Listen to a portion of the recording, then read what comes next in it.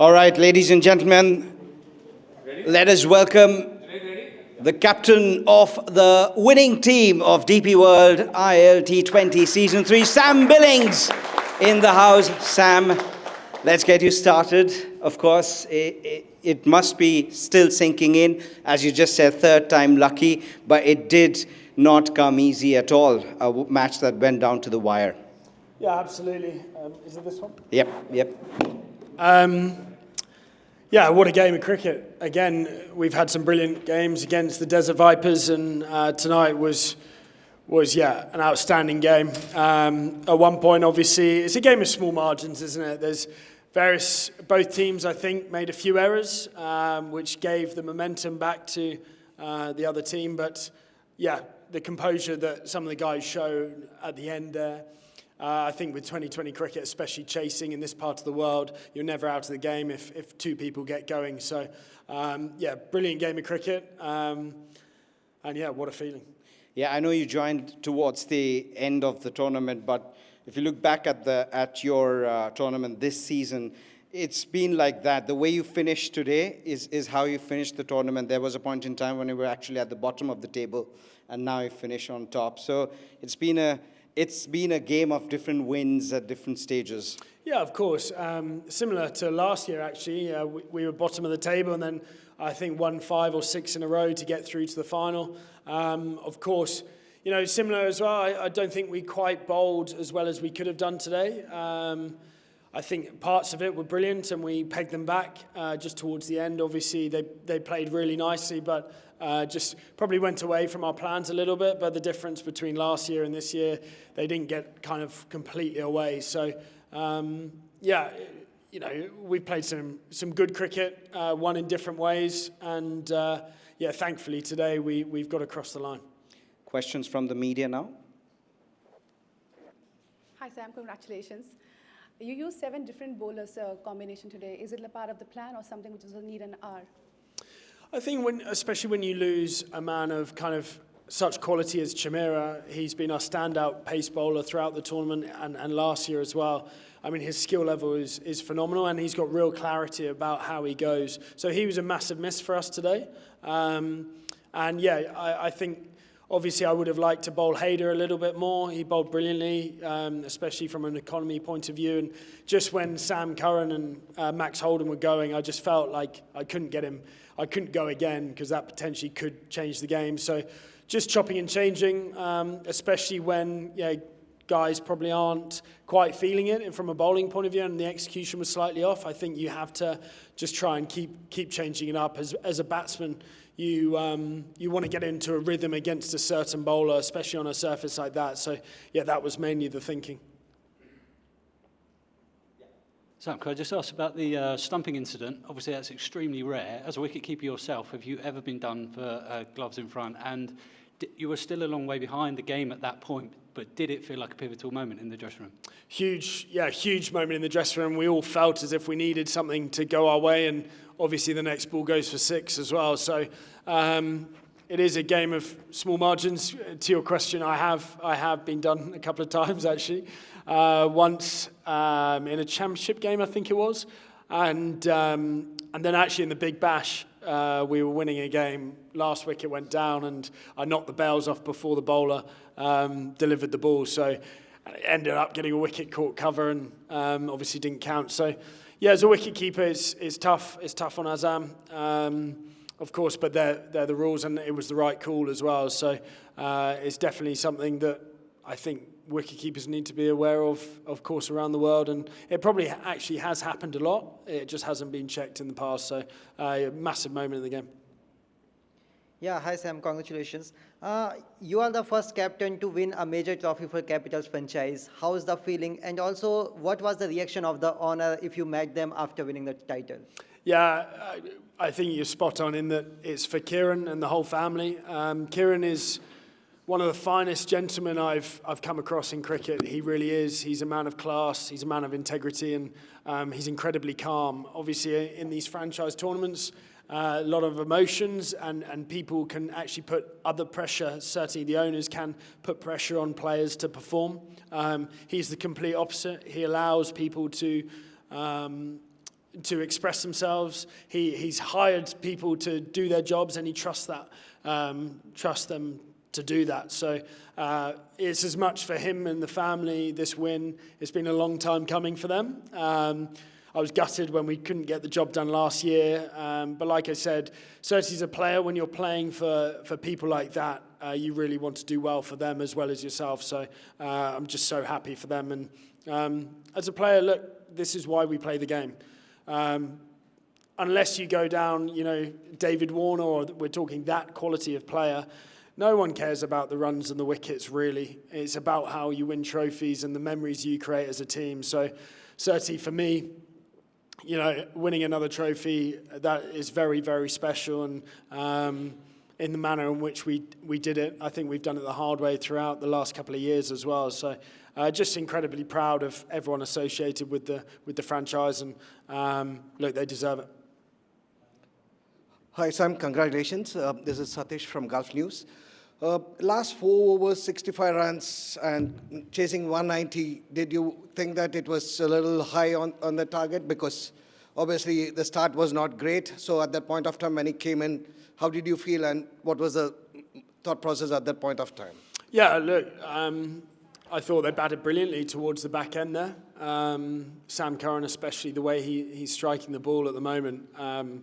He really is a quality performer. So any team that he plays in, he offers huge amount of value, and I know that firsthand more than anyone. So I knew that trying to get him out was pivotal. And yeah, look, we didn't execute the plans that we thought.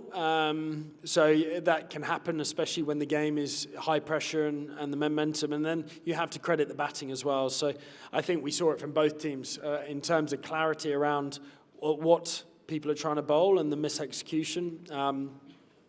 I think it was just one of those nights for the bowlers, if I'm honest. So 190 was always going to be a tough start, especially the way they bowled. I thought they were swinging the ball in the 5th over, made it really hard for us to start. So we were right up against it, but shows the character of the team to come out. A little bit of luck, and then people like Rovman Powell, you can't give a second chance. So he changed the game single-handedly. Hi, Sam. Hi, Sam. First of all, congratulations.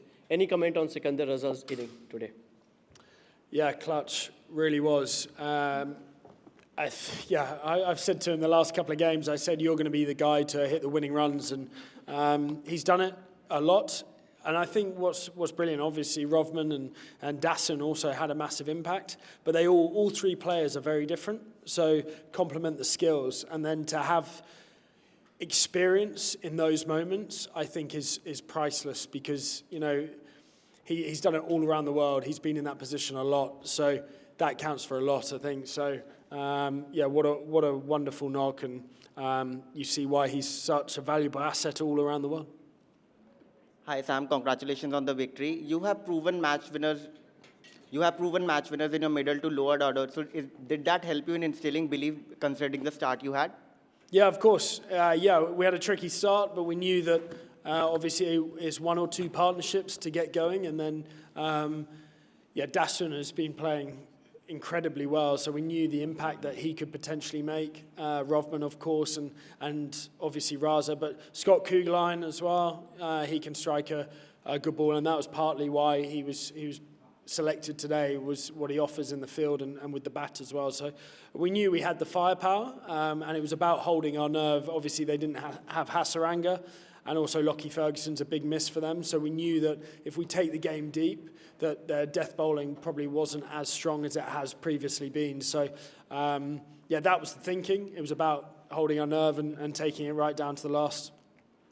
Yeah. Hi, Sam. First of all, congratulations for winning the tournament. On a final, a big run has to be chased. Now, what your strategy you are giving in the middle overs, your strategy to the team? A second question, as around the globe... Sorry, can you just repeat the first question? Yeah. My first question is, yes, a final, a big run has to be chased. What your suggestion to the team during the break? What strategy you have to be adopt at that time? Second question, around the globe, you played almost every major league of the world. What's the standard of ILT if you like to rate it, the DPI World ILT20? Yeah, so firstly, 2 very good questions. The first question, I think especially when you've gone for 190, it's about kind of collecting your thoughts. And the key message for me is just two partnerships, really, two considerable partnerships. One guy has to get a substantial score. But it's amazing, even when you're not blasting it in the power play, if you get a really nice solid foundation, it's amazing how quickly the game can change. So we didn't get that, but that was probably most pleasing. And to have someone like Shea Hope just actually anchoring the innings there, it allowed Rovman to have that bit of time and then impact the game. So, yeah, it was just really good batting. I think sometimes with T20 batting as well, people just think it's a slogging match, and actually they showed how to bat, proper batting out there. So it still counts for a lot. And in regard to this league, the quality's there. 9 overseas players, of course, and also when the crowd is like that, that's as pressurized as it gets, around the world. So I think the great thing about this competition, the 3 venues offer very different challenges. So as a player, you have to adapt, and that's a real test of skill and temperament. If you as a player can, and as a team, obviously, adapt to those 3 venues. But yeah, I think the standard will get stronger and stronger. I think you've seen with the local players in the last 3 years, Mohammad Wasim is a quality player. We know that. But I think now you've got probably 10 local guys who can really put their hand up and you say they're genuine quality. We didn't have that 3 years ago. Haider Ali's bowled beautifully. Young Farhan, the progress he's made in such a short period of time. So it's only going to get stronger. This league will only get stronger. And, if you manage to find a window that isn't competing with other leagues, it'll get even stronger as well. So I truly believe that as players, we want to come to this part of the world and play cricket. We love it here. The conditions are brilliant and the stadium are brilliant. So hopefully that it will go from strength to strength. Just one last question. Sam, hi. First of all, congratulations and thank you from entire Delhi, because we are waiting for this for a long time, and I'm from Delhi. And my question is this, you have been handed Delhi draw from the last 13 and 17 years in this trophy. So will you go to Delhi Capitals camp this year and teach them how to play and win? Oh, thank you. Look, I owe a lot to Kieran. I think that's why the previous question meant quite a lot. 2015, he gave me my first opportunity in the IPL, and as a franchise, played for the Capitals as well. Yeah, look, as a team player, as a captain, all I care about is the team winning. And thankfully, yeah, I've been a part of a lot of winning teams now. So you learn along the way, different behaviours, different ways of getting the group together. The group is always stronger, going in the same direction. So I think that's what we've done brilliantly this year. And you see those close wins, they're the difference. When a team's playing for each other and together, that's why you win those close games. So a credit has to go to every single backroom staff as well.